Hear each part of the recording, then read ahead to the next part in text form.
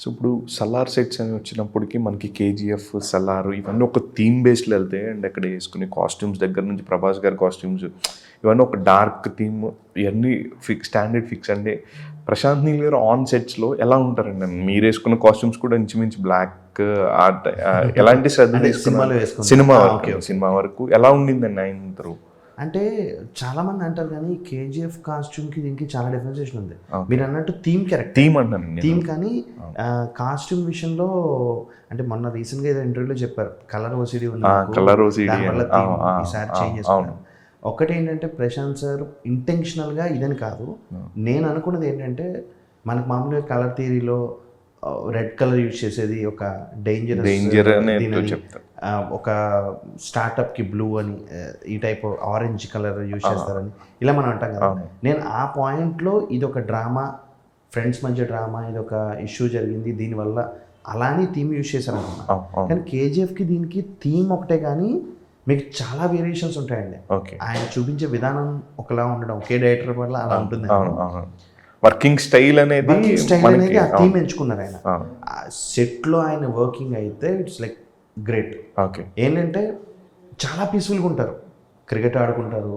వాళ్ళ టీం అయితే లైక్ వాళ్ళ ఫ్యామిలీ మెంబర్స్ ఏమో అన్నట్టు ఉంటారు. అండ్ మన ప్రభాస్ గారు, పృథ్వీరాజ్ గారు ఒక ఇంటర్వ్యూలో కూడా చెప్పున్నారు, వెరీ మైన్యూట్, ఒక చుట్టూ ఇలా ఒక హెయిర్ లైన్ కూడా ఆయన చూసుకుంటారంటే ఇలా అనేసి అంత పర్టికులర్గా ఉంటారండి. అంటే నా వరకు ఆ సిచ్యువేషన్ రాలేదు, బట్ ఆయన లుక్ కంటిన్యూటీలో కూడా అలా చాలా జాగ్రత్త తీసుకుంటారు.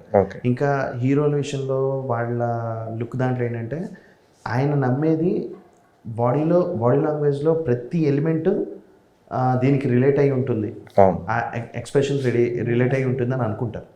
మేబీ ఆ పరంగా అన్ని తీసుకుండొచ్చు, ఆ కేర్ తీసుకుండొచ్చు. మేబీ జనరల్గా ప్రభాస్ గారితో యాక్ట్ చేసినప్పుడు ఎవరైనా సరే ఆయన అంటే చాలా లవ్లో పడిపోతారని చెప్పొచ్చు. అని కరెక్ట్గా మాట్లాడాలంటే అందరూ చాలా ఇష్టపడతారు. అండ్ ఆయనతో ఆన్ స్క్రీన్ మేము చూస్తున్నాం, ఆఫ్ స్క్రీన్ ఎలా ఉండిందండి? లైక్ ఎలా చెప్పాలి, ఆల్మోస్ట్ నాకు తెలిసి చెప్పేదే ఆయన ఒక అద్భుతం అంతే. అంటే ఫస్ట్ ఎందుకు ఆ మాట చెప్తానంటే నాకు ఒక చిన్న డౌట్ అండి.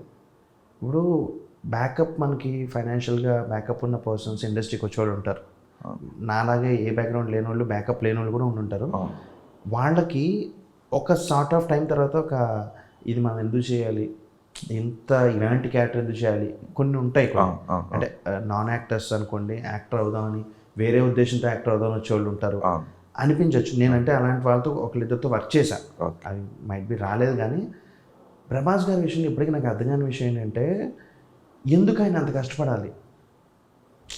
ఫస్ట్ థింగ్ సినిమా ఒప్పుకున్నారు, కష్టపడి చేశారు. ఛత్రపతి దాంట్లో మనం చూసాం అన్ని రకాలుగా.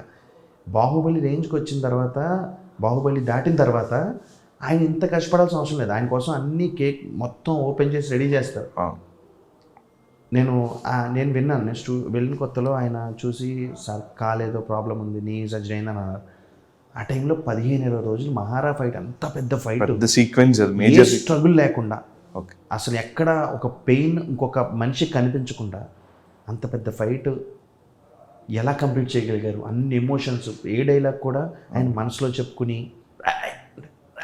అని కాదు, అంతే ఆటోనే.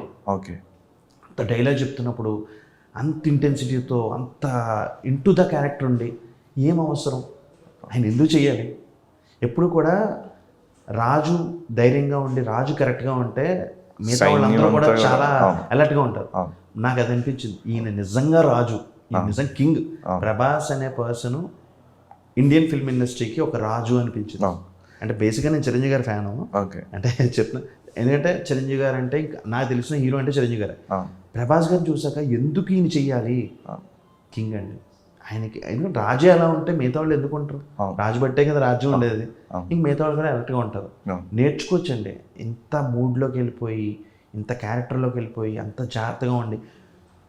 జూనియర్ ఆర్టిస్ట్ అయినా, ప్రొడక్షన్లో హెడ్ ఉన్న ఎవరినైనా మనిషిలా చూడడం, ఇంకా వాళ్ళ చుట్టుపక్కల ఉన్న వాళ్ళు ఆయనకి ఇబ్బంది కలగకుండా కొంచెం సార్ కొంచెం వేరే మూడ్లో ఉన్నారు ఇలా చెప్తారేమో, కానీ ఎప్పుడు చిరునవ్వు ఫేస్ మీద, ఎక్కడ ఒక దాని ఏమంటారు నెగిటివిటీ అనేది కానీ అయ్యో ఇవాళ నీరసంగా ఉంది ఏది కనిపించకుండా నవ్వుతూ, ఆ నవ్వే 100 మందికి రిఫ్లెక్షన్ అంటే. నవ్వే అరే ఇది కదా మనిషి అంటే ఇలా కదా ఉండాలి, అవును. నటుడు అంటే ఇలా ఉండాలి, అసలు మనిషిగా బతకాలంటే ప్రభాస్ గారిని అంటే ఇదంతా నేను మీకు తెలుసు మీడియా పర్సన్, ఇదంతా భజన అనుకుని ఇదంతా ఆయన చేయడం వల్ల ఆయన పిలిచి నా గురించి బాగా చెప్పాడు సినిమా అని ఇవ్వడం అనేది ఎంతవరకు కరెక్టో మీకు తెలుసు. అదే ఇదంతా ఇన్నర్ ఫీలింగ్ అండి. అదే ఆయనతో వర్క్ చేసి ఆయనతో పక్కన ట్రావెల్ చేసి మీరు చెప్పిన టైం అనేది మీరు చెప్పుండి ఉంటారు. అవును, ఈజ్ లైక్ కింగ్ అంతే.